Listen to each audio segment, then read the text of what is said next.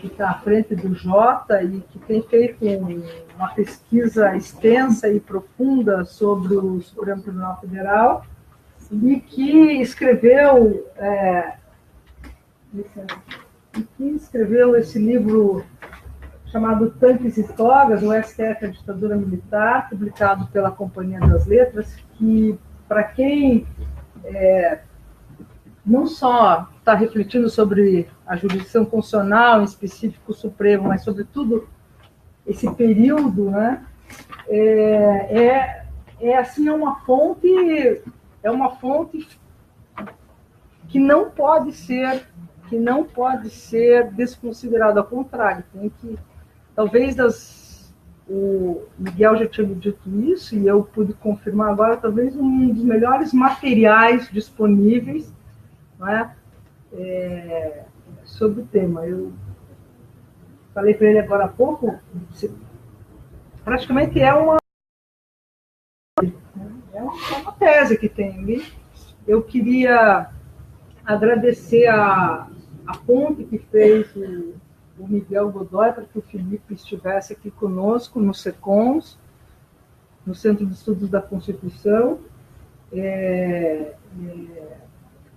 nos oportunizou esse momento aqui. Queria agradecer aqui aos companheiros e companheiras do Centro de Estudos da Constituição, a professora Cátia, a professora Melina, enfim, Gustavo, a professora Estefânia, que daqui a pouco deve estar por aí, desembargadora do Tribunal de Justiça, que foi nossa colega e companheira na Comissão da Verdade aqui do Estado do Paraná. Queria agradecer a doutora Ivete, que também integrou e ainda integram a comissão que virou permanente, né, da Verdade do Estado do Paraná.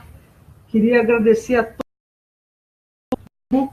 os núcleos que compõem os SECONS, e, enfim, sem me delongar mais, passo a palavra aqui para o Felipe. Tem uma galera da história do direito, e que tenho certeza que é uma narrativa também que pega vocês. Então é isso, Felipe, a palavra é sua, e desde já não só agradeço em nome do nosso núcleo, em nome do Centro de Estudos da Constituição, mas eu quero que essa parceria dure muito tempo, entre o trabalho incrível que o Felipe e toda a equipe do Jota desenvolve. Então é isso. Eu vou sentar aqui, mas eu acho que você deveria ficar aí. Fala o microfone ou não precisa? Fica a teu critério. Não, eu digo por conta de... Então tá. Será que eu preciso? Será que eu só não vou falar? O pessoal lá de trás não me ouviria sem... O pessoal lá de trás não me ouviria sem microfone. Não falar. E eu que estou com a minha voz, e acho que é melhor falar no microfone. Bom dia a todas, bom dia a todos. Eu agradeço ao convite da professora Vera, um convite bastante generoso para alguém que não é da área do direito falar de um tema tão caro, do direito, da história, da ciência política. E queria agradecer também imensamente ao Miguel Godoy, um grande amigo, alguém que me estimula bastante a pesquisar o tribunal. E infelizmente, deixou Brasília e voltou para Curitiba, mas acho que é uma cima, né, dos curitibanos. Agradeço também a todos que se dispuseram a ouvir. Repito novamente a palavra de um jornalista que resolveu pesquisar um pouco sobre o Supremo. E eu já faço essa introdução, essa premissa, porque acho necessário enquadrar o material. Esse não é um material de história do direito constitucional, não é um trabalho de história do Supremo Tribunal Federal, não é um trabalho de ciência política, não é um trabalho de teoria do Estado, é um trabalho jornalístico que a gente, na academia, na comunicação, chamaria de livro-reportagem, que no frigir dos ovos é uma grande matéria, e não grande de boa, mas eu estou dizendo uma grande de extensa, com várias vertentes, com um trabalho mais acurado e mais demorado. Esse até foi um trabalho bastante demorado. Eu levei 10 anos para escrevê-lo. E faço esse primeiro enquadramento para que também os defeitos do material sejam compreendidos, e espero que sejam benevolentes ao vê-los, mas para realmente explicar para vocês como é o processo é bastante diferente de um processo de pesquisa de história ou do direito. Eu sou jornalista de formação, formado pela Universidade de Brasília. Comecei a cobrir economia em 2000 ou 2001. Migrei para política em 2002, com a eleição do presidente Lula para fazer governo de transição. Fui cobrir Congresso Nacional por 5, 6 anos. E depois, por acidente, fui cobrir o Supremo Tribunal Federal. E foi realmente um mero acidente, porque eu fui contratado pelo Jornal Estado de São Paulo para cobrir Senado. Mas a repórter de Supremo, que estava no Supremo há 13 anos, 12 anos, ia fazer um intercâmbio com o marido para Boston ou Chicago, não me lembro. E aí essa vaga ficou aberta. Então me perguntaram, não, vamos fazer o seguinte, fica um ano no Supremo, e aí depois você volta para o Senado. Ok. Fui para o Supremo sem saber absolutamente nada do tribunal. Já tinha feito algumas coberturas lá. A primeira foi ainda quando comecei a cobrir Supremo, mas não diuturnamente, foi na época da presidência do ministro Jobim, ou do Maurício Correia, foi do Maurício Correia ainda. Então, peguei alguns momentos, peguei ali presidência do Jobim, iniciando o CNJ, ministra Ellen também, com algumas mudanças, e por aí vai. E mergulhei no Supremo em definitivo exatamente depois do recebimento da denúncia do Mensalão, e a partir daí eu cubro o Supremo, infelizmente, 24 horas por dia, e cada vez mais 24 horas por dia. Tinha uma fase que a gente tinha que levantar às 2 da manhã para ver os processos que estavam chegando, o push dos processos. Então a cobertura do Supremo ficou até um pouco pobre, mais pobre, por conta dessa necessidade de acompanhar processos de push. Mas disse isso para explicar que quando eu cheguei para cobrir Supremo, a primeira coisa que eu fui fazer foi buscar livros que pudessem me dizer o que era o Supremo. Mas não livros que fossem de direito constitucional ou de teoria da justiça, não, nada disso. Eu queria saber o que era o tribunal. Como é que eu deveria me portar ali, como é que eu deveria entrevistar as pessoas, como elas agiam, qual era o cálculo institucional que faziam. E eu não achava nada. Na verdade, achei muitas teses, obviamente, monografias, mas não havia um livro, como há na historiografia da Suprema Corte Americana, dezenas de livros sobre o Supremo escritos por jornalistas, né? E é mais fácil, obviamente, para um jornalista ler um livro escrito por um jornalista do que um livro escrito por alguém da ciência política ou escrito por alguém do direito.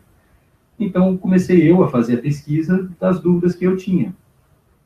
Então, além de ler todos esses, vários deles estão citados no livro, mas alguns até depois percebi que ficaram de fora, mas várias teses de mestrado, de doutorado, livros, ciência política, sobre direito constitucional, que ajudaram também a formatar alguma coisa na cabeça. Mas aí eu comecei pela técnica jornalística, que é perguntar, né? Então eu fui às fontes. Então aproveitava que alguns ministros que viveram aquela época estavam vivos, e pedia para conversar com eles sobre esse tema.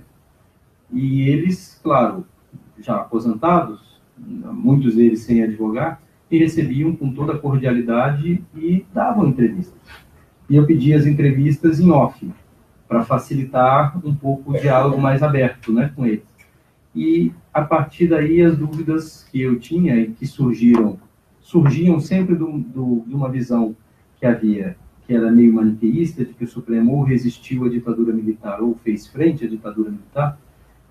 Toda vez que eu conversava com mais alguém, eu ficava com mais dúvidas.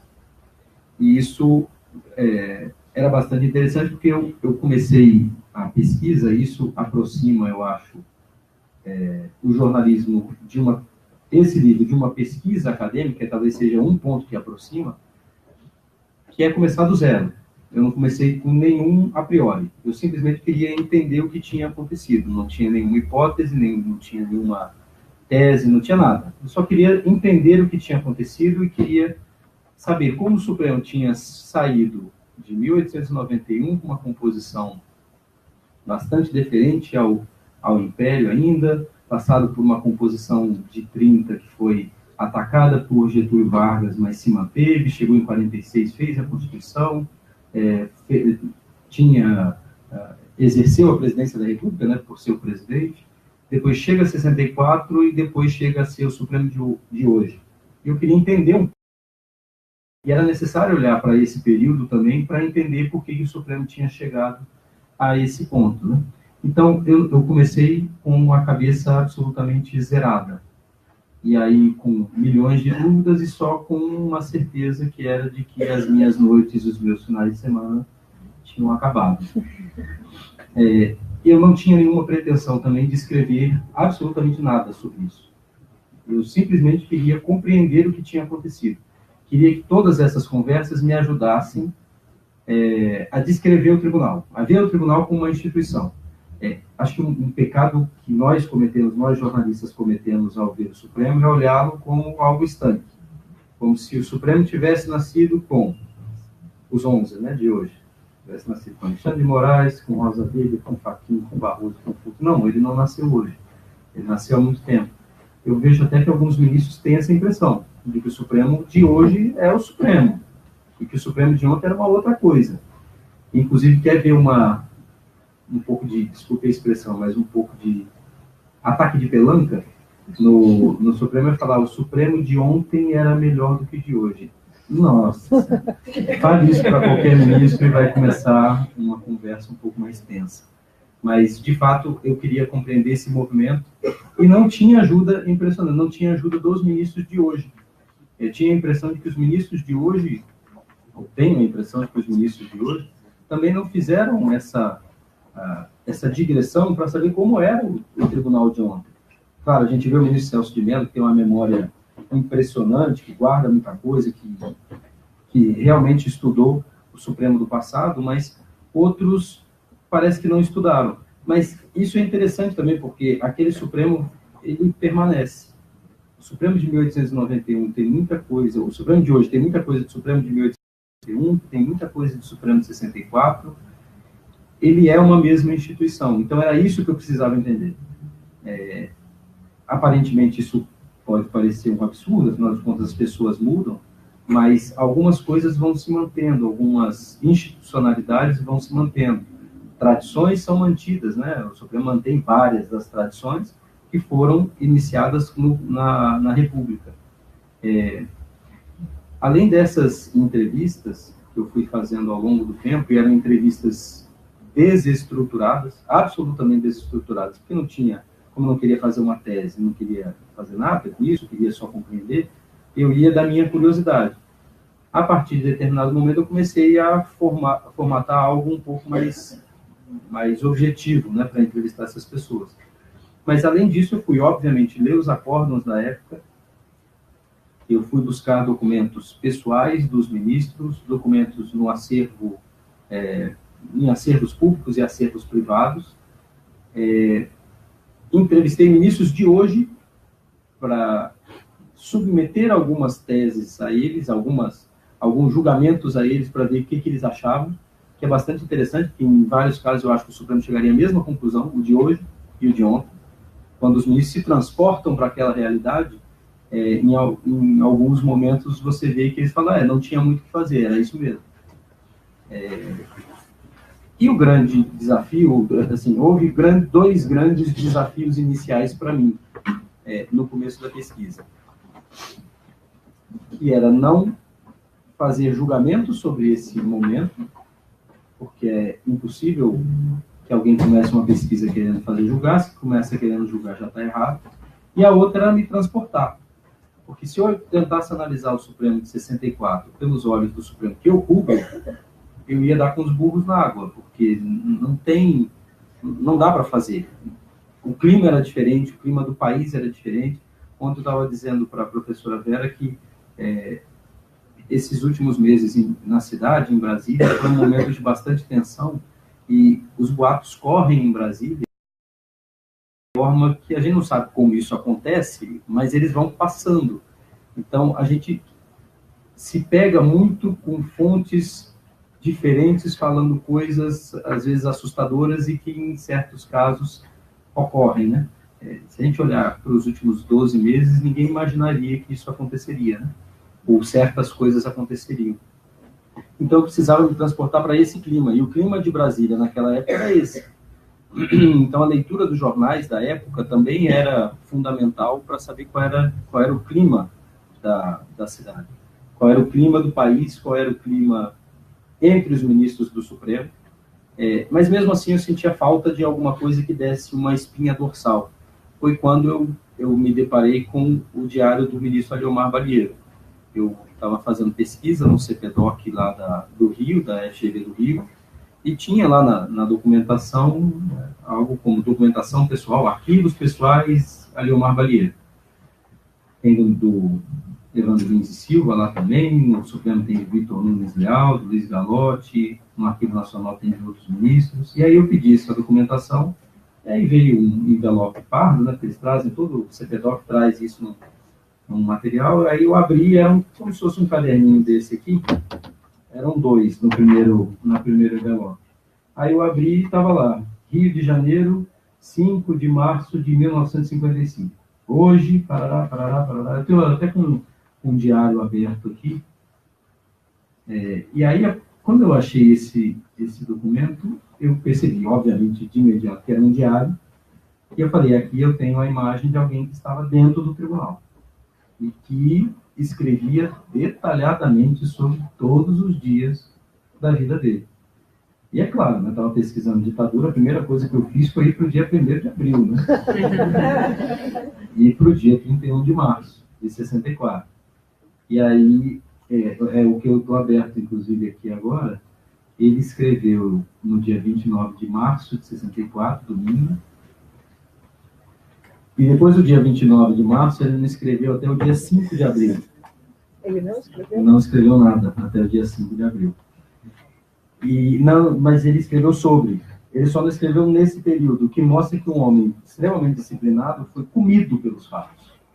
Ele não tinha tempo de parar para escrever. E isso é muito interessante de ver no diário. Ele escreve muito sobre o dia 31 de março, sobre os dias que antecederam. Ele gasta, eu estou vendo aqui, acho que são 8 a 10 páginas do caderno só para escrever sobre o dia 31.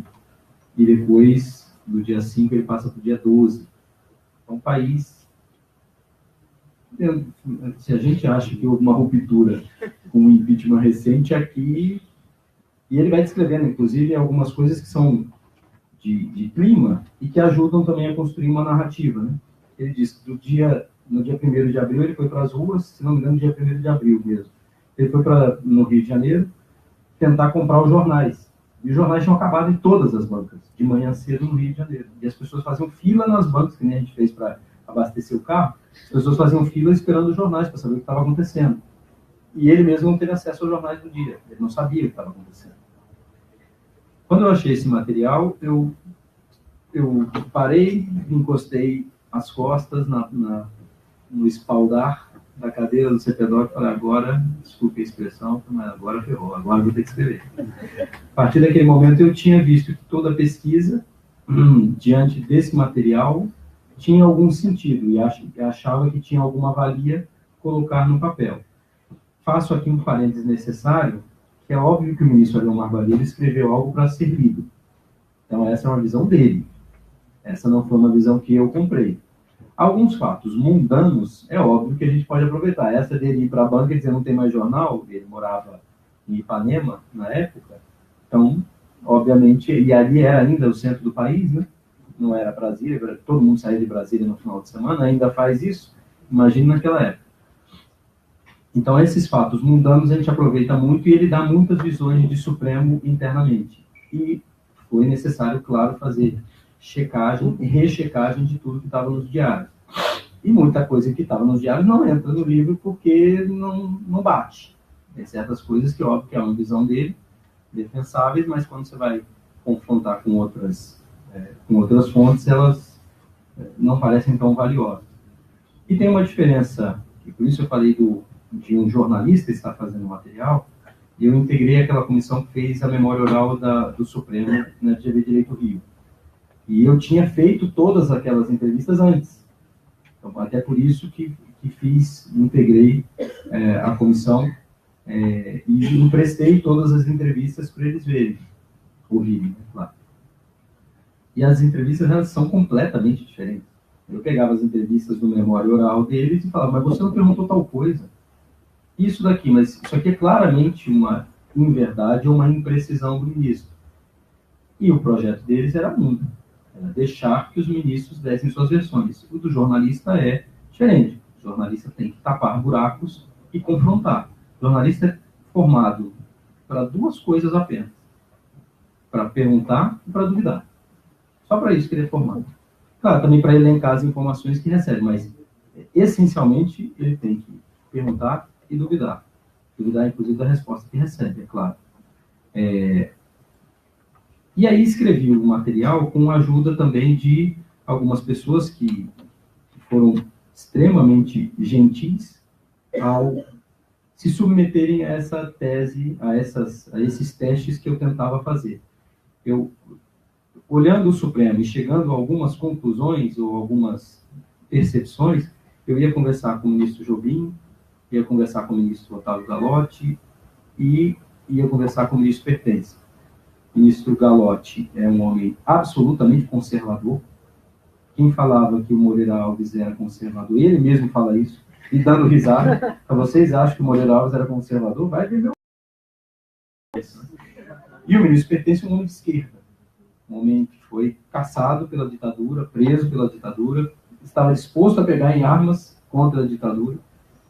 Ele disse que está esperando até hoje as armas chegarem ao Brasil.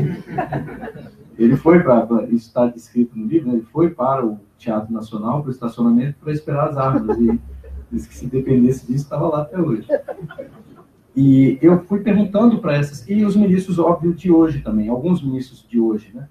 A ministra Carmen Lúcia me estimulou bastante, por incrível que pareça, a fazer essas pesquisas, porque ela é uma mulher de presente, né? Ela tinha muito conhecimento de passado e tal, mas é uma pessoa de presente.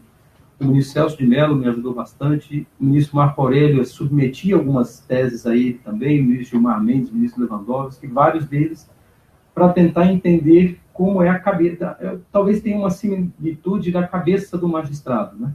Claro, com as suas diferenças, mas algumas coisas de Supremo, de cálculo institucional, me parecem que seriam feitas também hoje. E o outro cuidado, outra necessidade que eu tive, e senti muita dificuldade também, porque não havia bibliografia, foi pesquisar as pessoas. Vitor Nunes Leal era um homem, Ribeiro da Costa era um homem, com suas formações, com suas ideologias, com seu passado, com as suas ideias, com o seu jeito de decidir também, né? Com seu ânimo, com mau humor, bom humor, agressivo, não era agressivo, atropelava os colegas, não atropelava os colegas. Tudo isso é importante para ver, porque, por exemplo, me permite, já está sendo transmitido ao vivo, então não posso falar, mas por que alguns ministros não... A gente pode parar por essa não precisa. Mas por que alguns ministros não angariam voto, não são lideranças dentro do tribunal? Hoje, por razões internas. E por que naquela época alguns ministros eram lideranças ou não eram lideranças? E era preciso saber quem eram as lideranças e como agiam essas lideranças. E a gente não tem, né, no Brasil, por exemplo, uma bibliografia do Luiz Galotti, que era um homem extremamente importante naquele momento. Não tem uma bibliografia de Oswaldo Trigueiro. Uma biografia de Oswaldo Trigueiro, também um homem, um político importante, governador da Paraíba, foi ministro do Supremo e alçado a ser presidente do Supremo naquele momento difícil, pós-cassações. Por que ele? Eu vou olhar a biografia dele no site do Supremo para ver que ele foi governador, uma coisa absolutamente anódina. E aí era preciso entender com as pessoas quem eram aqueles 11 ministros, ou 16, né? Em alguns momentos. E aí o ministro Galotti foi fundamental para isso. O ministro Galotti tem uma memória de elefante. Ele sabia absolutamente tudo. Um dia eu encontrei-o indo para o jantar de fim de ano que tem, né, na sala da presidência, e ele estava no tapete vermelho, que é entre o prédio anexo e o prédio principal, e nesse tapete vermelho colocaram nas paredes os quadros das composições do Supremo desde Brasília, né, desde 1960. E ele parou, olhou cada uma delas, e eu encontrei-o lá na última, só. Aí eu falei, meter ele, claro. Aí eu falei, ministro, por que eles não gostavam desse ministro aqui? Aí ele falou, eles chamavam ele de energúmeno, porque ele tinha trocado o cargo dele por um cargo no Tribunal de Segurança Nacional com a promessa de ir para o Supremo, por isso que a gente chamava ele de energúmeno. Onde está escrito isso? Em lugar nenhum. Em absolutamente lugar nenhum. Então, esses depoimentos eram fundamentais, e Galotti, filho de ministro do Supremo, neto de ministro do Supremo e ministro do Supremo, presidente do Supremo. Então, essas pessoas ajudaram muito a compreender o tribunal, e um esforço que fizeram também para se distanciarem de qualquer julgamento também. E quando eu comecei novamente, eu tinha um último medo ao escrever o livro. Vou dar uma de Regina Duarte aqui. Quando eu terminei o livro, eu tinha a impressão de que as pessoas julgariam o material porque eu não chegava a uma resposta sobre essa dúvida, que era: o Supremo foi corajoso ou não foi corajoso, se curvou ou não se curvou. Talvez para quem seja da área do direito, da história, da ciência política, vai me dizer, você não precisa dar resposta. Vai falar isso para um jornalista. O jornalista hoje que fala, eu acho, como troca de roupa. Eu sou de outra escola de jornalismo.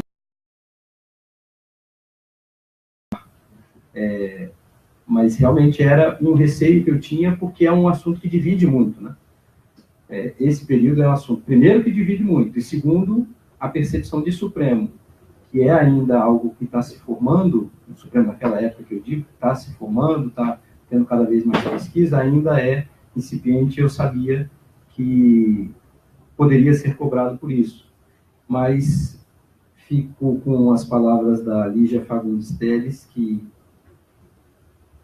bacharel em Direito pela São Francisco, e falou: o julgamento do leitor é definitivo, o julgamento do autor nem interessa.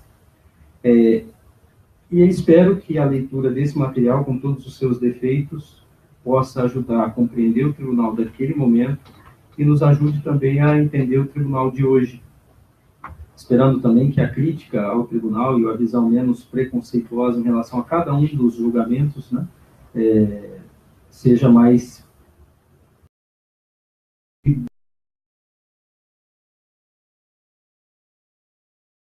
A Folha apurou, a Folha deu um furo na semana passada, a gente chama isso de Eu Me Amo. O Marcelo Coelho escreveu um texto na Folha de São Paulo e que cita o livro. Eu estou conjugando o verbo achar. Eu acho que ele resumiu o que eu queria dizer, mas não poderia dizer como autor do livro. É muito difícil, se não impossível, julgar os julgadores. E não foi essa a minha intenção, e espero ter conseguido cumprir a missão de não julgar nenhum fato, nenhuma personalidade. É isso.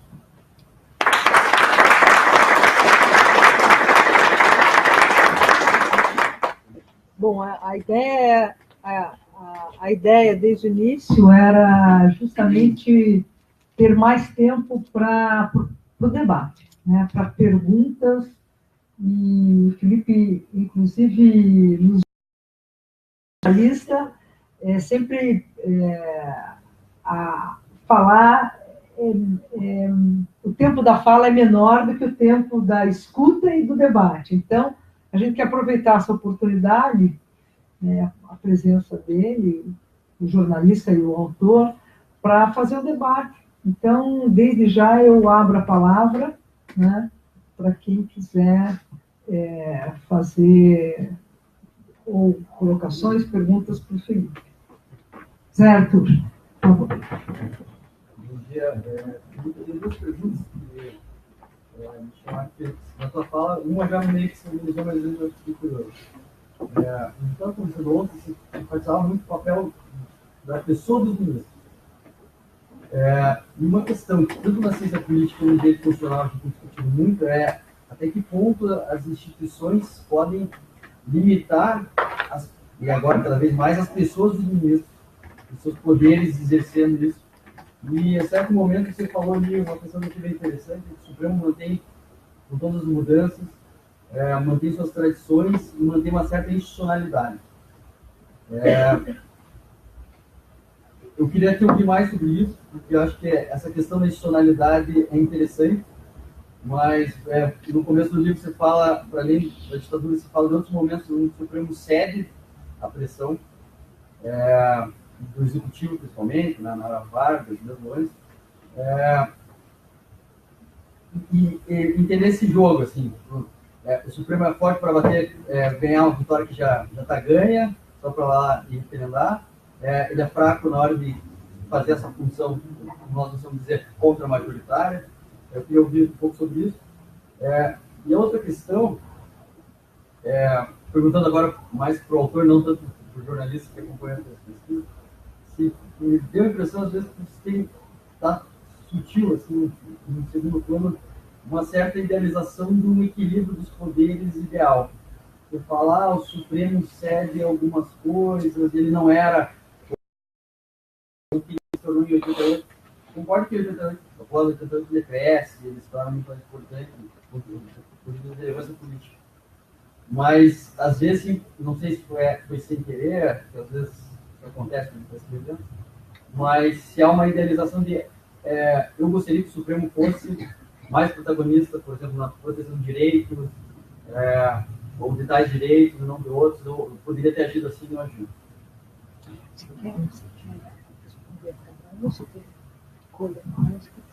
Não, acho que vamos tentar assim, porque às vezes eu me coço para, ainda mais com pessoas que eu já conheço, às vezes eu me coço, dá vontade de ficar conversando, na verdade, nem de responder. Só a última pergunta, né? Você pergunta de equilíbrio de poder, você pergunta se eu idealizei alguma coisa nesse sentido, ou se eu idealizo alguma coisa nesse sentido? Não, você, Felipe, mas parece no texto, entendeu? Eu acho que são duas coisas diferentes. Às vezes ele não quer, mas parece, às vezes faz uns comentários sutis, assim, que o Supremo poderia...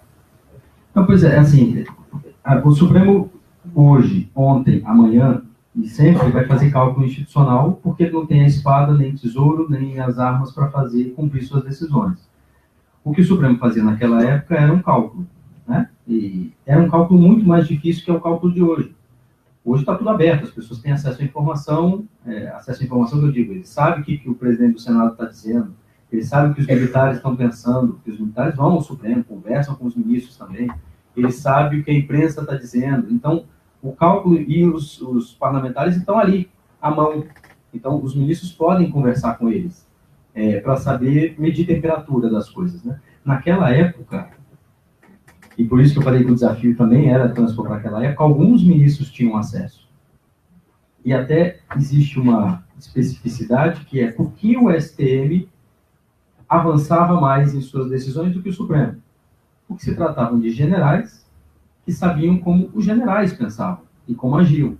Ministros civis talvez não soubessem. Por que o Galotti sabia? Por que o Ribeiro da Costa sabia? Porque o irmão dele era general, o pai era general. Então, isso não está escrito, não é assertivo no livro, porque seria uma imprecisão minha, mas essa é uma percepção. Quando a gente ouve os ministros e advogados que atuavam naquela época, eles falam, o STM tinha mais prestígio. E outros falam, é óbvio que tinha mais prestígio, eles falavam a mesma língua. Então, o Supremo tinha uma dificuldade de cálculo. E novamente, eu fiz engenharia no começo de faculdade, né? Pergunta, faz qualquer equação de segundo grau para um ministro do Supremo, vai ser difícil, né? Mas, brincadeiras à parte, o cálculo em política nunca é preciso, né? Então, você avança uma jarda, e aí vem a sua contraparte e avança duas, e vocês vão ter que negociar. Talvez o Supremo, se tivesse tentado avançar mais, tivesse recebido respostas mais severas. E eu não digo que esse cálculo vai ser preciso. Talvez o Supremo pudesse ter avançado mais. O cálculo seria diferente, o equilíbrio seria outro. Mas é muito difícil você medir isso, né? E eles ficaram fazendo testes, né? Tanto que tem, em alguns episódios contados no livro, testes que eles fizeram. E havia... Galotti conversava com os políticos, Oswaldo Trigueiro, muito discretamente, também conversava. Valheiro, sua casa, inclusive, hoje seria um completo absurdo, né? Mas ele recebia na casa dele os parlamentares para tomar uísque à noite e conversar sobre política e o que estava acontecendo. É uma grande dificuldade, inclusive porque no diário, nesses dias, as letras ficavam mais deitadinhas. Assim. Mas eu fiquei tão íntimo dos diários que eu já sabia até quando tinha uísque na história.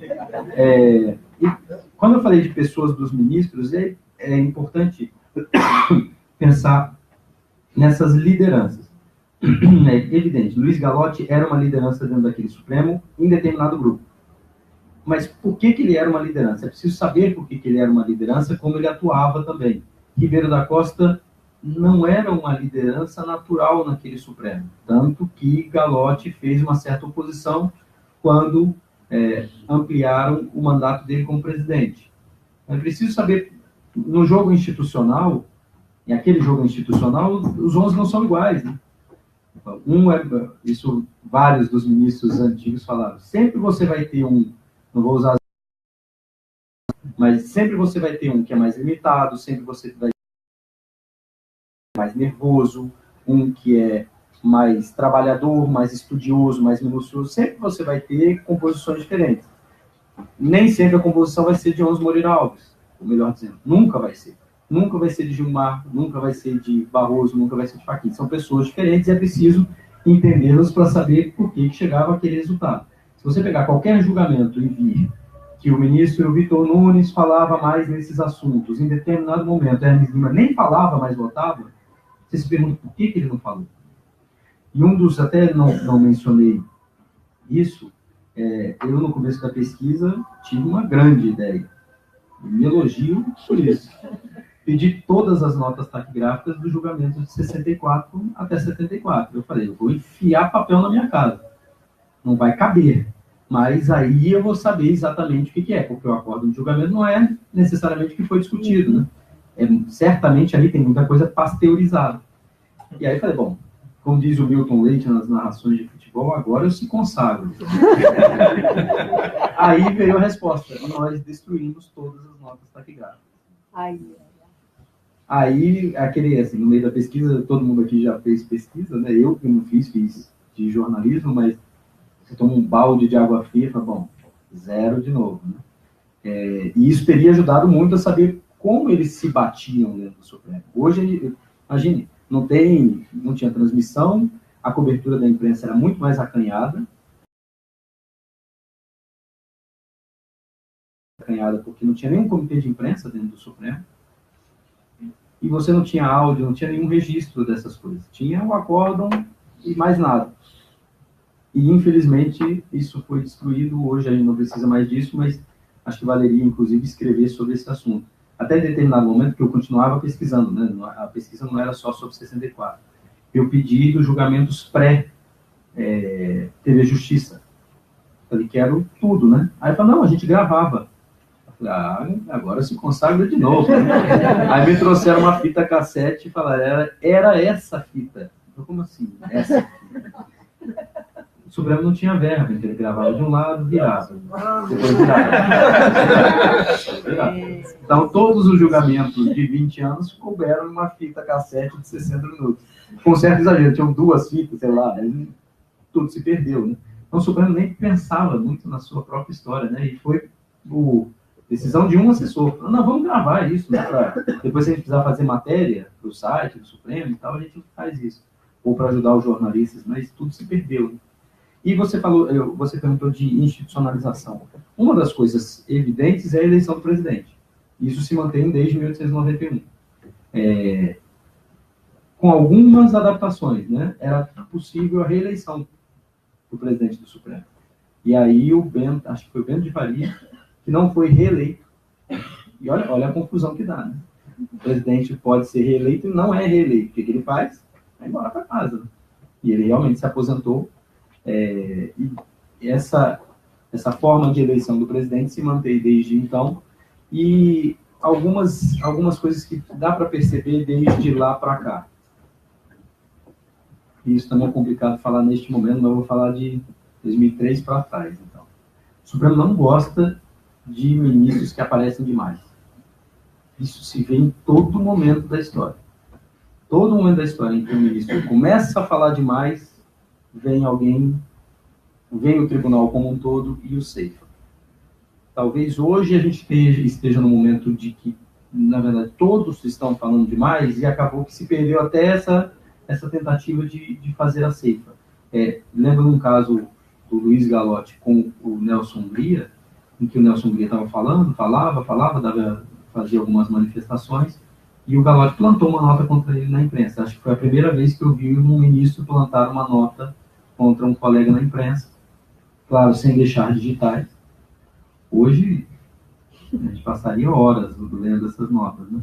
Mas, e ele não deixou a digital, mas o Nelson Hungria, na sessão, falou: foi Vossa Excelência que implantou essa nota contra mim. E era por isso, assim, quem tem uma proeminência maior, o tribunal não gosta. No caso Adalto, a mesma coisa.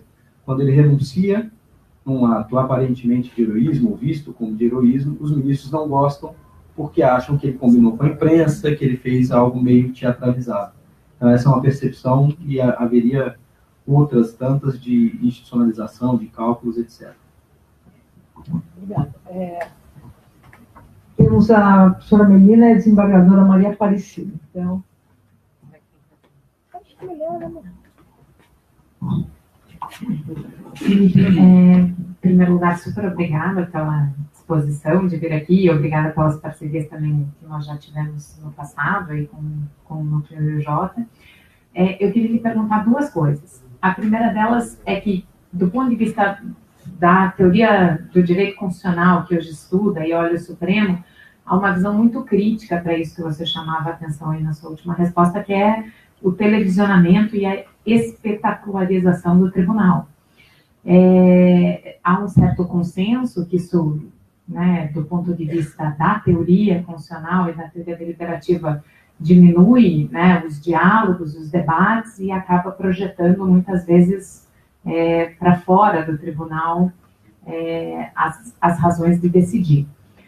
Eu queria lhe escutar, como jornalista e como também quem fez uma pesquisa que depende muito desse material histórico, né, a sua percepção sobre essa publicização, né, e os efeitos.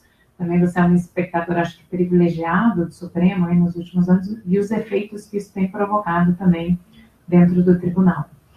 E a segunda coisa que eu gostaria de perguntar é algo que surgiu do nosso último debate aqui no Núcleo, na tentativa de traçar, digamos assim, também um pouco uma identificação histórica dos períodos do tribunal, como, por exemplo, uma Corte Moreira Alves e o que sucedeu isso no Supremo, porque você fala, né, que dentro, por exemplo, da análise da Suprema Corte Norte-Americana, isso obviamente é mais possível, é mais facilitado de se fazer, mas se você também, nessa tua observação, se a gente consegue traçar ou consegue ter, dentro disso que você falava, da busca das lideranças dentro do tribunal, se a gente também consegue identificar isso com períodos de reflexo da atividade da corte, do modo não só como a corte se comporta, mas também como a corte julga, né? Porque acho que essa também é uma análise que a gente faz pouco, a gente, mesmo porque, óbvio, o próprio tribunal também não tem uma característica tão deliberativa, mas, de alguma maneira, acho que figuras proeminentes impactaram e continuam impactando, ou às vezes temas proeminentes, né? Por exemplo, o tema penal que dominou, o tribunal ainda domina nos últimos tempos. Então, se figuras e temas nos ajudam a construir também um pouco essa linha do tempo dentro do tribunal.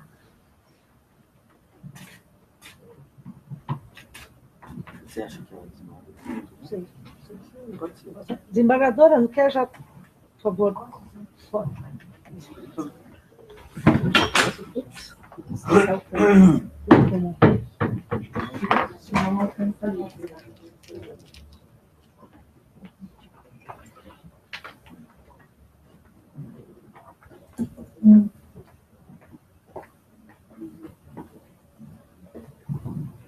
Bom dia a todos, bom dia, presidente. Eu participei da em uma certa fase da Comissão Estadual da Verdade aqui no Paraná. E realmente a gente teve inúmeras dificuldades de pesquisa, né? De chegar aos assuntos dentro do Poder Judiciário, que é o grupo de temática do que eu participei, com outros colegas, até com a professora Vera mesmo, de outros temas, e a gente ficou com muitas dificuldades, né? Não só aqui dentro da nossa instituição aqui no Estado, mas também em relação ao próprio Supremo na época, o que se tinha, o que se sabia e tudo mais. E no seu livro, aliás, eu tenho, acabei comprando, tem uma passagem, no início da abordagem do livro, que me chamou muita atenção, que quando do golpe, da instalação do golpe em 64, até anotei aqui, mas que o presidente do Supremo era o ministro Ribeiro Costa, né? E você acabou de dizer que ele era, parece que, filho, neto, Filho de general e tudo mais. Então, eu fiquei um pouco sem entender o seguinte, no livro consta uma passagem de que no dia do golpe os generais já estavam lá, todos reunidos no palácio, e ele atravessou a rua à noite, por volta das 23 horas, sozinho, e foi até o Palácio do Governo. Aqui, que não sei como é que ficaram os outros ministros. Eu fiquei pensando, será que eles aderiram ao golpe? Não aderiram? Será que o presidente do Supremo os convidou os demais membros do tribunal para comparecerem juntos até o Palácio do Governo? Porque me pareceu, assim, uma adesão espontânea do Supremo Tribunal Federal ao que estava acontecendo no país naquele momento. Não houve nenhuma manifestação de desagrado. Muito pelo contrário, o que os militares queriam era dar aquela aparência de legitimidade às instituições, que elas continuassem funcionando. Eu não queria que você pudesse dizer quais eram os outros integrantes do Supremo Tribunal na época, né? Situação. Será que o presidente do Supremo convidou os demais membros para comparecer àquela reunião? E naquela reunião, o que foi dito ou coisa parecida? Muito obrigada.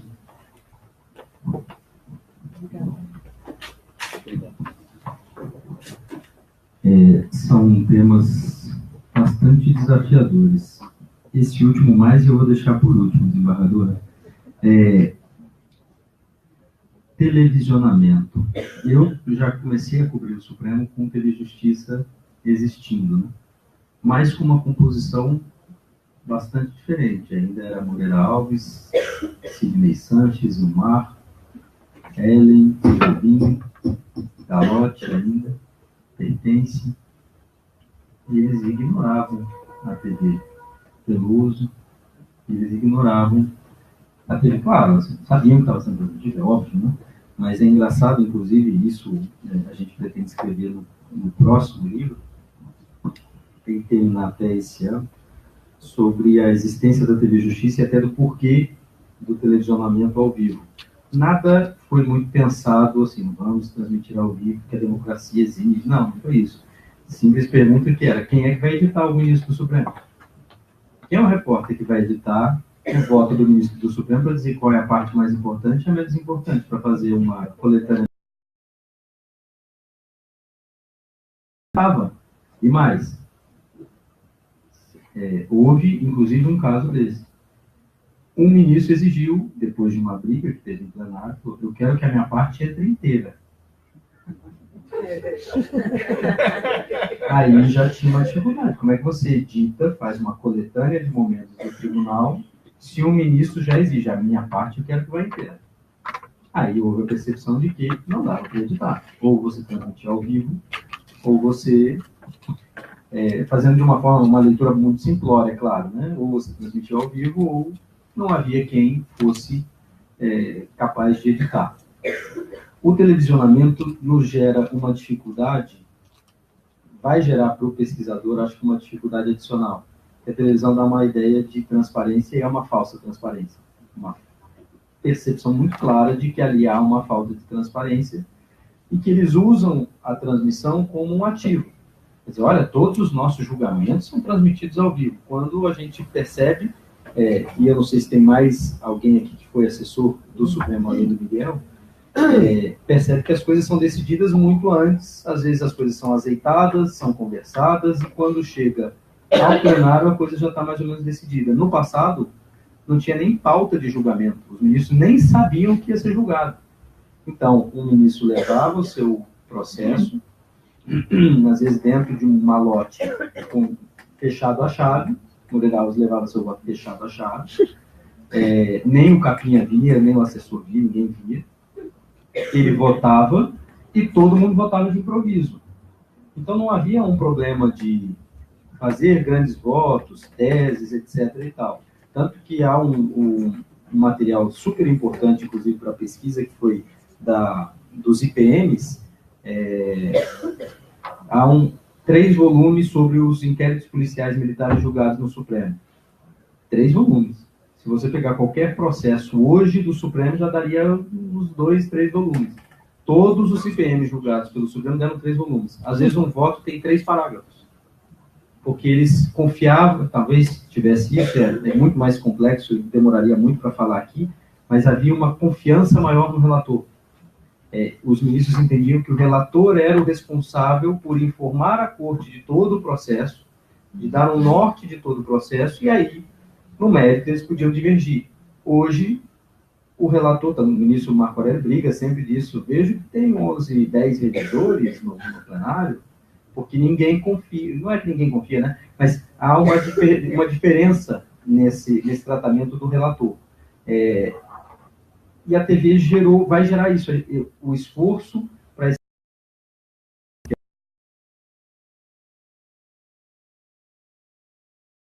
escrever sobre esse período. Esse período ainda tem acervo, ainda tinha correspondência, né? Imagina, eu vou ter que pedir para os ministros guardarem seus WhatsApps para o futuro para ver se eu consigo pesquisá-los. Mas pesquisar o bastidor do Supremo, que é onde a coisa pode ser decidida, vai ser muito mais desafiador. Então, a gente tem que começar a discutir, eu tenho defendido com o pessoal da GV que escreve para a gente, o pessoal da USP também, da GV de São Paulo, a gente tem que começar a questionar as escolhas. A TV Justiça mostra as decisões, mas a gente vai ter que começar a questionar as escolhas. Por que julgou isso? Por que tal coisa? E começar a entender, em alguns momentos, a gente estava falando disso ontem, por que Barroso e Fachin na matéria penal vão juntos, mas quando é matéria trabalhista eles estão separados? E o que isso gera? Se é que gera alguma coisa? Gera um descompasso? Não gera? Então, a crítica vai ter que ser muito mais fina. Esse vai ser um grande desafio. Se o televisionamento atrapalha ou não atrapalha o trabalho do tribunal, os ministros várias vezes já se manifestaram, né? E eles é que sabem. Eu só sei que a gente teve várias sessões no passado, não iam até meia-noite, né? Quando o processo era muito longo, ele era decidido até às 6 da tarde do mesmo jeito. Hoje, com 2, 3 dias de sessão. E acho que já há várias pesquisas sobre tamanho de voto, etc.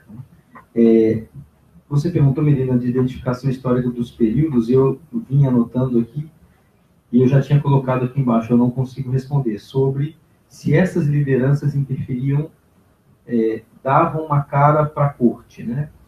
A corte galote. Ela não existiu, a corte galote. Até porque tinha a corte galote era a corte que tinha Evandro Lins e Silva, Vitor Nunes, Hermes Lima, Ribeiro da Costa, depois foi ter, quer dizer, com Ribeiro da Costa, Valheiro já não estava, mas era uma corte plural, com pessoas que tinham, não é que tinham composições, os votos, como eu disse, eram de improviso. O que me parecia mais é que havia uma liderança política na forma de atuar. Era um discurso para fora. E isso já me ajuda, claro, né, a gente sempre faz a divisão no Supremo, toda vez a imprensa que cai nessa também. Né? O senhor é mais garantista ou mais não sei o quê? Depende da matéria, entender certas coisas que a gente não consegue compreender, falar, sei lá, do ministro Gilmar Mendes. Em temas sociais é um homem extremamente progressista. voto de drogas dele sobre descriminalização extremamente progressista, e outros temas mais conservador.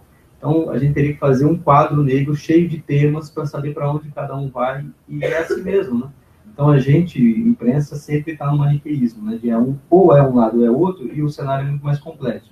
Nesse caso, me parece, essas lideranças eram muito mais, e nem tentavam interferir em votação de processo. Poderiam até conversar mais, mas não tinha essa, vamos ganhar, vamos deixar o outro lado de lá. Não, havia mais, era um comportamento como corte.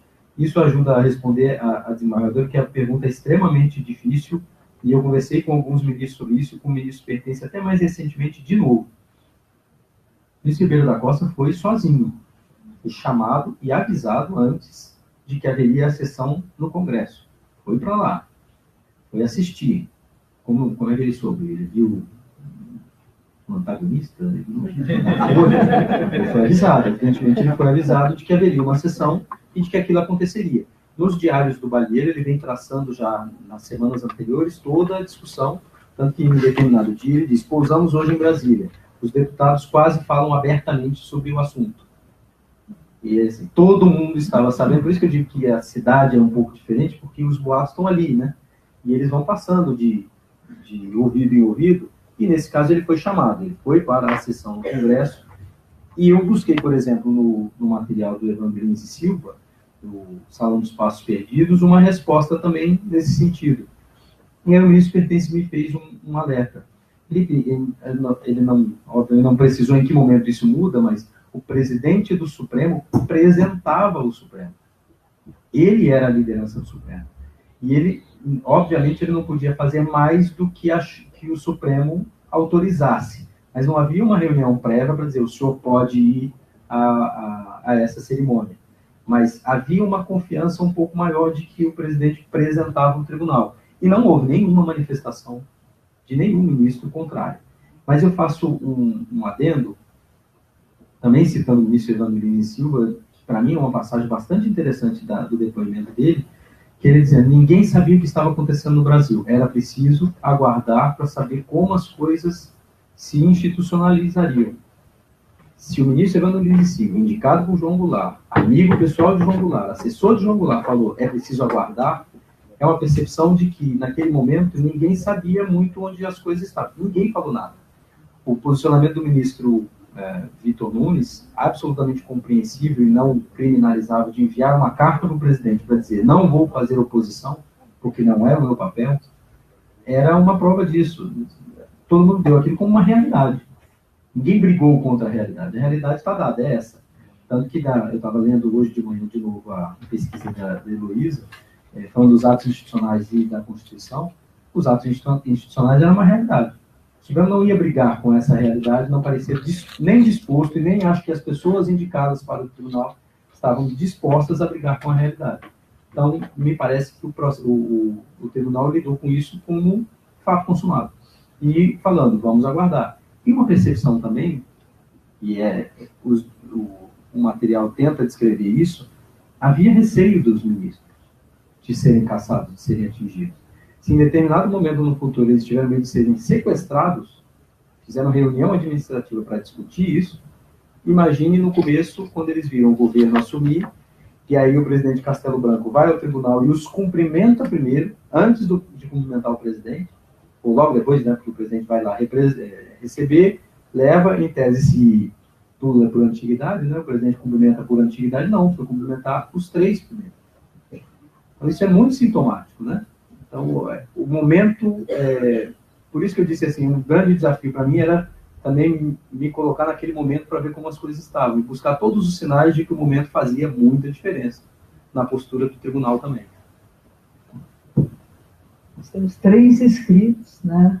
O quarto, então, agora, o professor Miguel Godoy, a senhora Dani e a Gabriela.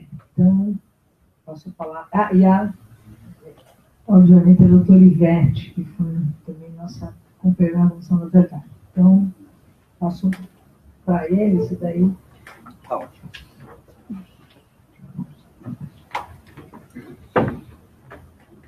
Felipe, logo no começo do livro você fala como é importante e faz um recorte metodológico fundamental sobre como não é possível olhar esse Supremo que você vai apresentar com as lentes com as quais vemos o Supremo de hoje. Não podemos ver o Supremo de hoje sem nos valer dessas lentes do Supremo do passado que você busca apresentar. Você mostra a história, pontos-chave como o do presidente que assume sozinho diante do golpe, Ribeiro da Costa vai sozinho, não chama os outros, depois comunica, diz, olha, era o que eu podia fazer, era madrugada. Representava o tribunal, não havia outra coisa que eu não pudesse fazer, senão ir até lá. Eu queria, então, não ver o Supremo, não analisar o Supremo dessa época que você estuda e apresenta de uma forma muito profunda, com uma literatura muito cadenciada, é muito gostoso de ler esse livro, ele é rápido, puxa, quase um romance, assim, é muito quase narrativa escreve. Mas esse esforço que você faz desde as primeiras páginas, de não analisar o Supremo de hoje, de não analisar o Supremo de ontem com as lentes de hoje, mas não deixar de analisar o de hoje sem as lentes que vemos as de ontem. E eu vejo várias permanências, como você falou aqui na sua apresentação. Então, será que eu não estou conseguindo me despir desse meu preconceito? Mas eu vejo várias permanências. E que se relaciona logo com essa passagem introdutória do ministro Ribeiro da Costa, foi o papel que a ministra Carmen Lúcia teve no caso da cautelar do Aécio. Todo o papel que ela teve em supostamente representando o tribunal e se reunindo com o presidente da República, com o presidente do Senado, Anísio de Oliveira, fazendo uma articulação imensa no offset, enquanto a gente fazia debates acadêmicos, jurídicos, de precedentes, jornalísticos.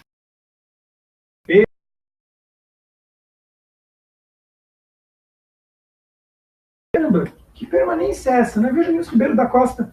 É a realidade, era o que dava para fazer, e foi algo muito parecido com o que a ministra Carmen falou na sessão plenária. Olha, era o que eu podia fazer, era tentar encontrar essa composição. Eu ficava vendo aquela sessão já no final do ano passado, caramba, que coisa é essa? Então, eu queria ouvir de você um pouco mais sobre como você vê essas permanências. Como você vê essas permanências? Vamos ter essa como um exemplo. Né? Queria saber se você vê ou pensa uma outra possibilidade de permanência, não a cassação, como aconteceu de Hermes Lima, Vitor Nunes e Adalto Luz Cardoso, mas o impeachment dos ministros do Supremo do Senado. É algo muito pouco falado, mas que a gente vê. Um ou outro senador cogitar, um ou outro assessor do Supremo, mas cuidado, porque esse caldo entorna.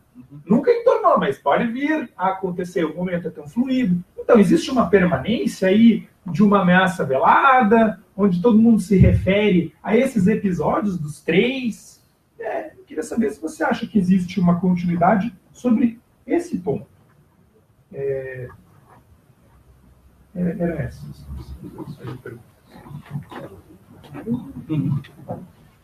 Dani Gabriel, se quer, e depois o Toriveto. Você pode fazer daí mesmo.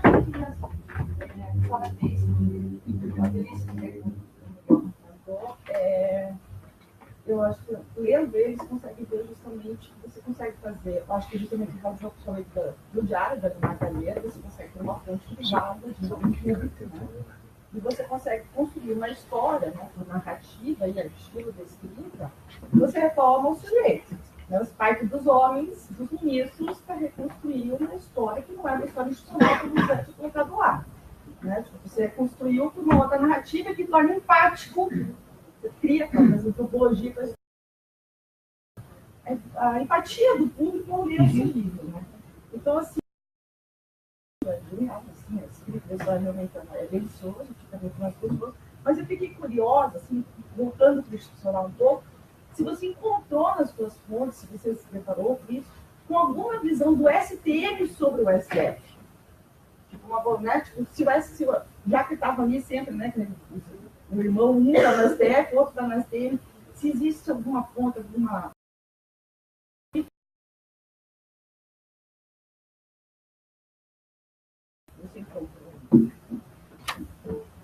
E outra coisa que eu achei interessante também, só agora voltando ao viés, é que você colocou essa questão de pedir. Não há uma confiança nas relatorias hoje em dia, né? E todo mundo desconfia do que o outro está falando.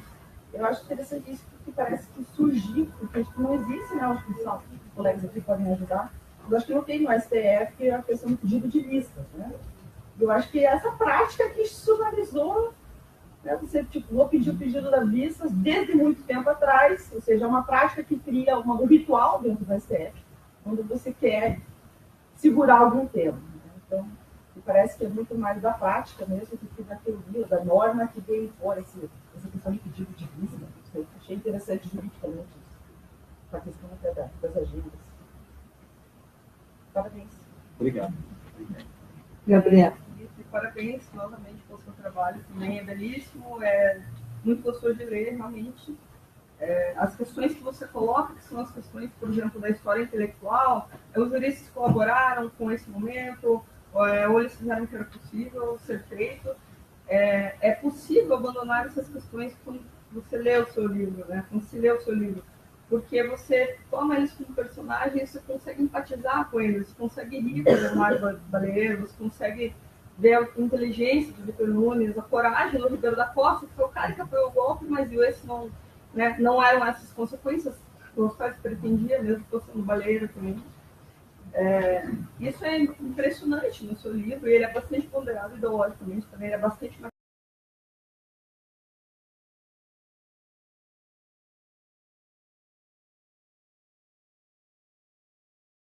Começam a funcionar no modo político, que não é o modo normal de operação deles. Então, o cara que é o presidente da República, ele está numa posição extremamente delicada frente aos seus subordinados. Né? Isso é uma coisa muito curiosa, eles passam a entrar no cálculo político que não é o cotidiano deles, não tem disciplina mais. Eles sabem que eles se indisciplinam dentro do poder. E também achei muito curioso, apesar de você não ter colocado isso tão explicitamente, mas como os familiares dos militares parecem ser as pessoas mais aptas para transigir sistematicamente a ordem que eles têm no corpo, como é o caso do Ribeiro da Costa, né? Sem querer. Isso eu vi na minha dissertação, eu peguei o Primo Vargas sobre as reformas legislativas do processo penal. E daí acabei pegando alguns ministros do STF também. Eles parecem, como eu posso dizer, eles sabem até onde eles podem ir, até onde eles podem transigir com aquele tipo de pensamento, como foi o caso do Ribeiro da Costa. E tem essa questão de que o Ribeiro da Costa anuncia a nova novidade do STM, né? A primeira liminar de HC, que veio daqui de Curitiba, inclusive, engraçado isso. E como ele faz um artigo acadêmico, né? Você menciona isso rapidamente, eu queria ter acesso a esse artigo, porque depois é esse artigo acadêmico, é a fala acadêmica, que faz Gonçalves Oliveira sugerir, mas por que você não pede uma liminar de HC para o Sobral Pinto? E também tem o Aurélio Tavares de Lira, né, que você não menciona, mas que era irmão do Roberto Lira, pai do Roberto Lira Filho, né? O pai e filho são marxistas, e o Roberto Lira participou da competição do Código de Processo Penal, né? O penitenciarista, como ele se autodenominava, todo voltado para a criminologia, né? Foi contemporâneo de Nelson Hungria, compõe na mesma vaga de Faculdade de Direito. Então, é muito interessante como dentro dessas famílias, dentro dessa vida privada, que você passa a explicar uma atitude pública diferente de questionamento. Eu tenho irmãos militares, então sinto um pouco disso na pele também. É colocado frente a essas questões. E também o caso Márcio Moreira Alves, é impressionante a quantidade de detalhes que você fornece. Assim, parece que a gente está vivendo nos dias de hoje. Está tudo na mídia, correndo ao mesmo tempo. Né? Um dia como se fosse uma semana acontecendo muito disso. Né? É uma coisa incrível. Na verdade, hoje temos vários anos em uma semana. E ao mesmo tempo 2013 não acabou. Exato. E as suas fontes também, né, com certeza, o diário, assim, é muito bom. Os diários, você sabendo fazer essa leitura, realmente foi uma coisa impressionante. No meu período, eu não tive a sorte de ter tantas fontes assim. Por incrível que pareça, conseguia mais informações sobre alguns juristas procurando pelas esposas deles.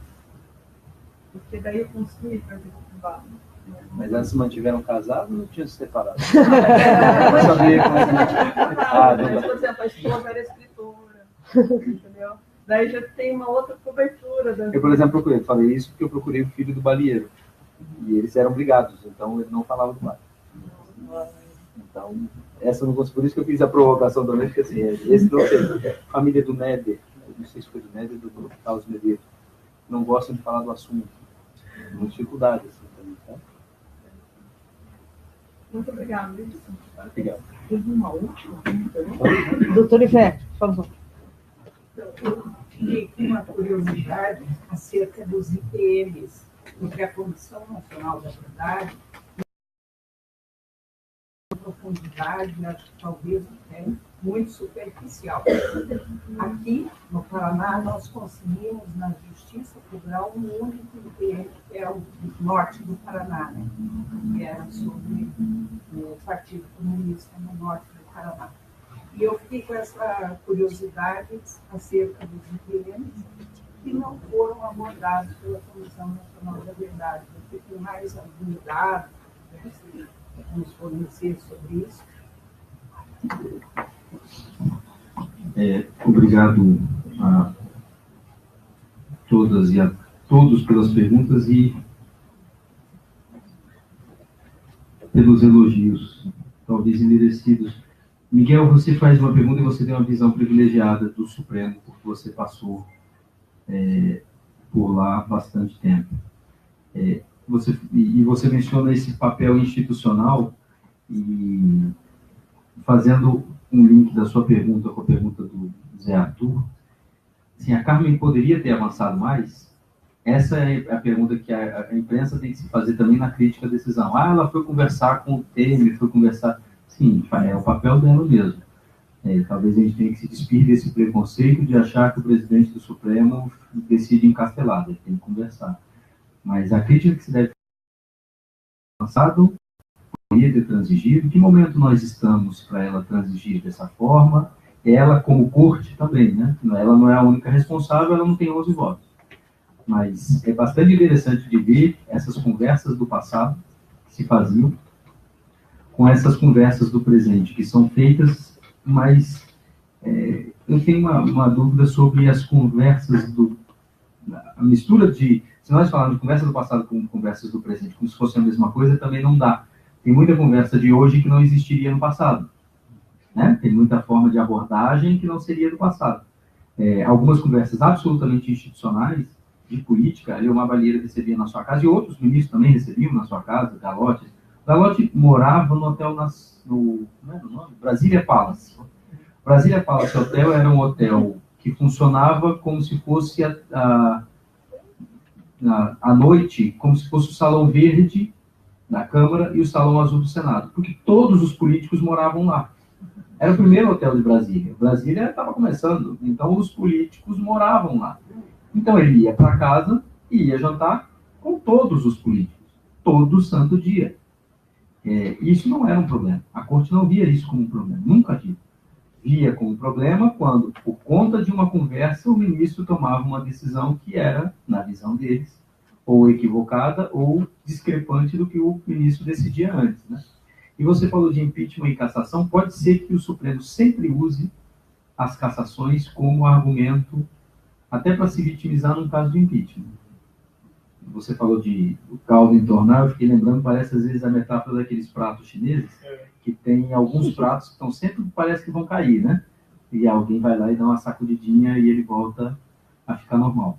Nesse caso do Aécio, houve ameaça de impeachment a um ministro do Supremo, uma ameaça velada, mas foi falado, ou vocês voltam atrás, ou nós vamos abrir um processo. Isso ainda precisa ser mais apurado, evidentemente. Estou falando aqui que é um ambiente acadêmico, mas já me foi dito por mais de uma fonte que foi nesses termos que se conversou. Vocês têm que tomar cuidado, porque uma hora tem pedido de impeachment aqui contra vários. Sempre foram arquivados. E pode ser que a gente desarquive, pode ser que a gente abra. A gente sabe como é que a política age com essas negociações. Né? Uma vez eu conversei com o Diego Werneck e ele falou, se tivermos o impeachment de um ministro do Supremo, talvez a gente perca o Supremo da nossa geração. porque o impacto é extremamente forte, né? De empichar um ministro do Supremo. A gente via o STJ muito combalido por muitas denúncias, por muitas críticas, e houve, de fato, a aposentadoria de um ministro, né? E talvez a gente tivesse isso no Supremo, eu não acredito que haverá.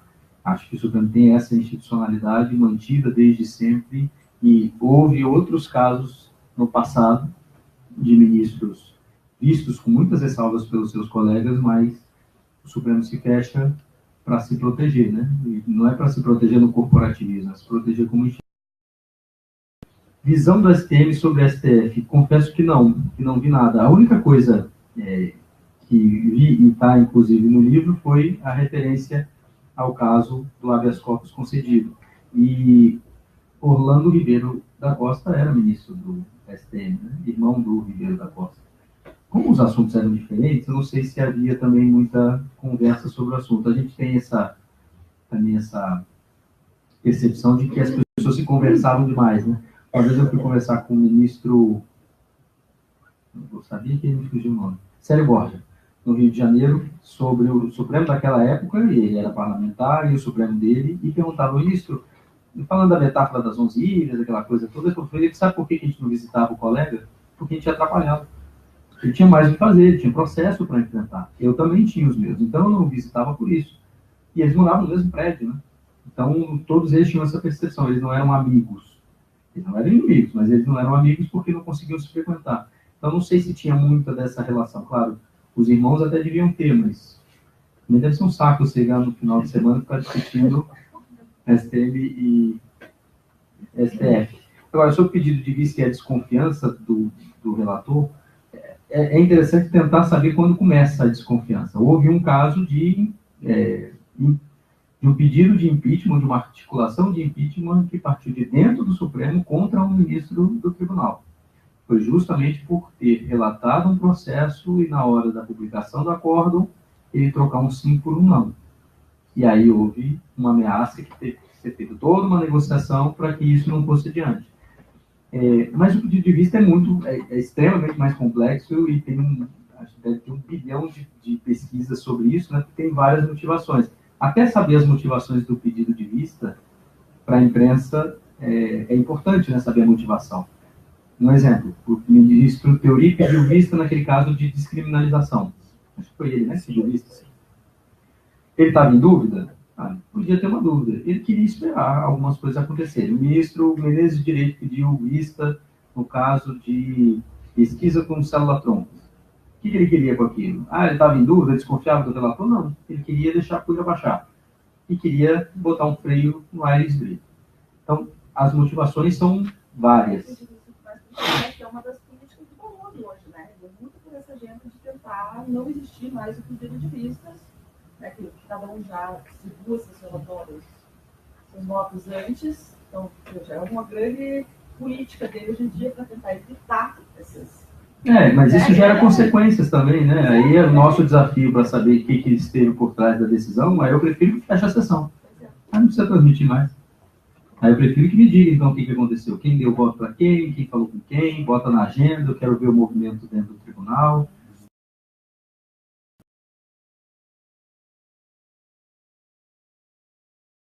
Mais desafiador, que é bom, no final das contas. Também, se ficar só assistindo TV e ficar escrevendo sobre decisão, não dá.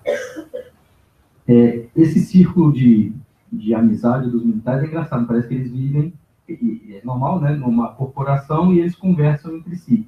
Sabe que no Twitter do Vilas Boas, do comandante do Exército, às vésperas do julgamento do Lula, houve quem tentasse dar essa visão de que os militares se compreendem, que eles fazem política e que aquilo tinha uma outra razão.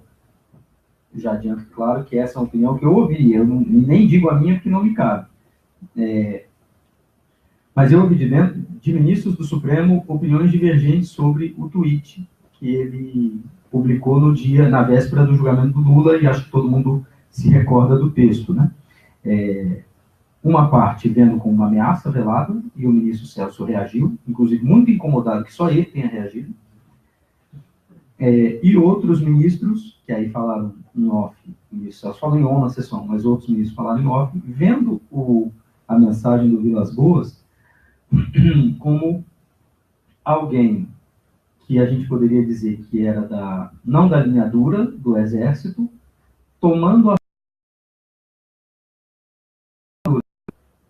Eles se transportaram para aquele período para dizer, olha, esse aqui é mais tranquilo, nós o conhecemos, e ele fez isso para segurar o movimento dos militares, que eu nem sei se teve, mas alguns ministros tiveram essa visão, se transportando para um período que não é mais o mesmo. E nem os militares são os mesmos. O ministro Jobim, no lançamento do livro em São Paulo, ele disse que quando saiu do Ministério da Defesa, desde que saiu do Ministério da Defesa há 8 anos, nenhum comandante do Exército ou das Forças é mais o mesmo. E já mudaram pelo menos 2 vezes, ele disse lá. Ele falou, isso faz com que o Exército ou as Forças Armadas não tenham mais lideranças como tinham no passado. Então, não vai ter e Castelo Branco fez a mesma coisa, né? Limitou o generalato. Então, você não vai ter um general de 40 anos que daqui a pouco fala, e todo mundo vai para a rua. Então, isso foi bastante interessante. Os diários, eles ajudaram muito, mas eu tendo sopesar eles também no livro. Tem muita coisa de acervo pessoal também. A parte do ministro Adalto, eu conversei com o filho dele, foi bastante riquíssimo, foi bastante rico, porque ele, inclusive, conversou comigo sobre os dias que antecederam a aposentadoria e, ao final da conversa, me deu uma mala. Tá aqui, leva e depois me devolve. E aí era uma mala com documentos, cartas, do pai explicando para os filhos por que tomou certas decisões. Também foi bastante interessante. O diário dá uma ajuda a montar uma espinha dorsal, mas das conversas, e os ministros lembram de muita coisa, é que eles estavam em casa. A gente só precisava ir lá perguntar para eles, eles estavam querendo falar. Eu tive a sorte de entrevistar o ministro Xavier de Albuquerque, que depois veio a morrer antes da publicação do livro.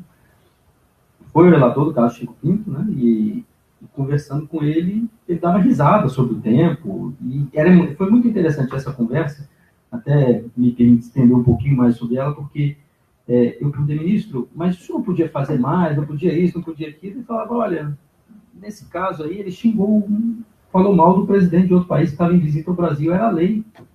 Você queria que eu fizesse o quê? Dá para entender o que passa na cabeça dele. Não é que eu tenha que ter simpatia ou dizer, então ok. Mas ele diz, era lei, para mim estava muito claro, era muito objetivo. Talvez fosse certamente era um Supremo de menos princípios constitucionais, né, de enfoque muito menor em princípios. Ele dizia, estava escrito, não podia. Ele fez. E é claro, poderia sopesar com a liberdade parlamentar na Câmara e tal, mas ele mesmo se violentou na sessão. Isso foi interessante, é o único registro da sessão. É o registro do Balieiro, de ele dizendo como foi realmente a sessão de julgamento. Doutora Ivete, a senhora pergunta sobre IPMs e Supremo. Os IPMs do Supremo estão todos abertos, né? E tem publicação sobre isso. Eu tenho a intenção, já comecei a pedir para o Supremo a íntegra dos IPMs com todo o processo, né? O acórdão é resumido, né? Em relatório, os votos e tal, mas eu queria ver as provas. Por exemplo, do caso Sérgio Cidade de Resende, deve ter lá o panfletinho que foi apreendido, dele dizendo que os militares eram macacos, etc, etc. Então, acho que vale, inclusive, para pesquisar, mas, assim, do Supremo, 200%, porque está tudo aberto, tudo acessível, eles copiam para a gente a hora que a gente quiser, todo o processo. Infelizmente, não guardavam a história do próprio tribunal. Mas aí é um outro problema. Quando estava fazendo a pesquisa, a família do Vitor Nunes entregou todo o acervo para o Supremo. E aí a toga dele estava comida por rato, com buracos, sabe? Infelizmente, o Supremo está tentando, a equipe é muito dedicada do museu e do acervo, mas eles têm muitas limitações também, né? E, infelizmente, não tem uma cultura de acervo ainda, né? Dentro do tribunal. Bom, eu vou tomar a liberdade de encerrar. O Felipe tem, na continuidade, uma conversa com o Grupo PET aqui, nessa mesma sala, e então ainda vai ter que ter um fôlego.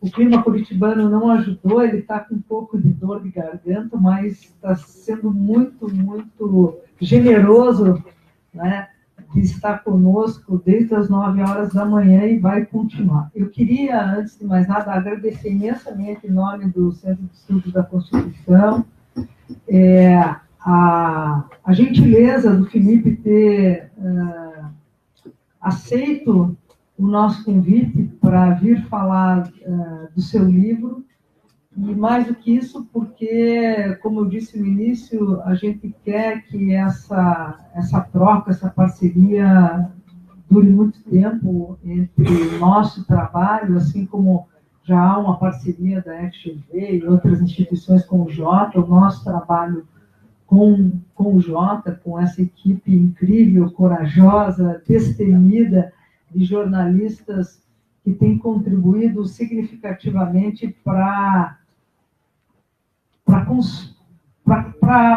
a narrativa mesmo, para a construção da narrativa histórica, especialmente do STF. Então, muito obrigada, Felipe. Eu imagino que alguns queiram colher o seu autógrafo no livro, se você se disponibilizar, né? Agradecer a todas e todos que, nesse dia tipicamente curitibano, né, estão conosco aqui desde cedo, ao nosso super time aqui do SECONS, professores, professoras, mestrandos, doutorandos, doutorandas e também alunos e alunas da graduação. Muito obrigada. Eu mesma tinha uma pergunta que depois não é tão relevante assim, eu faço para você, mas é que ontem perguntei para você de análises comparadas, mas olhando para a formação da Suprema, olhando para o início do controle de constitucionalidade nos Estados Unidos, você vê que tudo foi muito por acaso, de certa maneira. E eu acho que também, aqui no nosso caso, tudo foi muito por acaso. Acasos da política, acasos do direito. Então, talvez, né, nessa linha a gente pudesse traçar alguns paralelos. Mas isso fica para depois. Muito obrigada. Obrigado. Se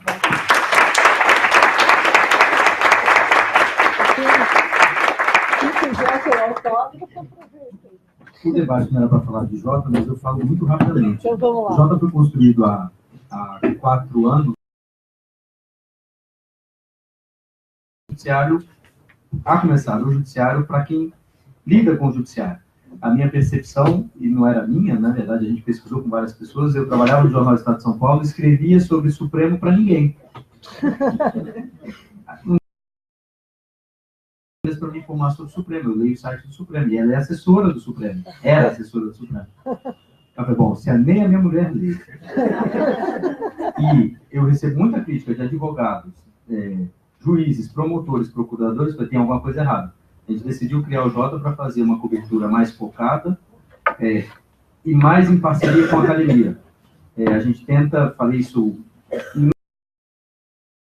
para tentar fazer uma ponte com a UFPR, inclusive, a gente tenta encurtar o prazo. Encurtar o prazo, não. Ocupar um espaço que há entre a rapidez do jornalismo e sua superficialidade, e é da natureza mesmo o jornalismo ser assim, pelo menos o jornalismo diário, e da academia de ser extremamente profunda, mas no seu tempo.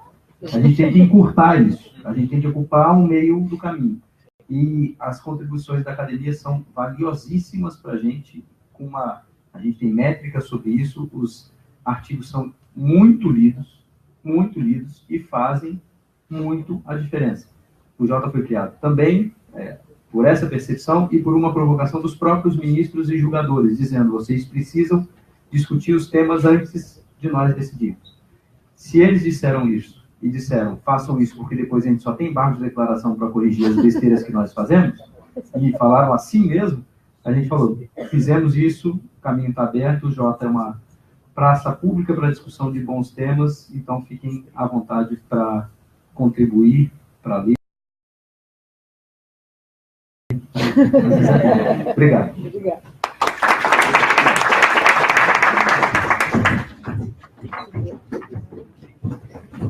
Por acaso,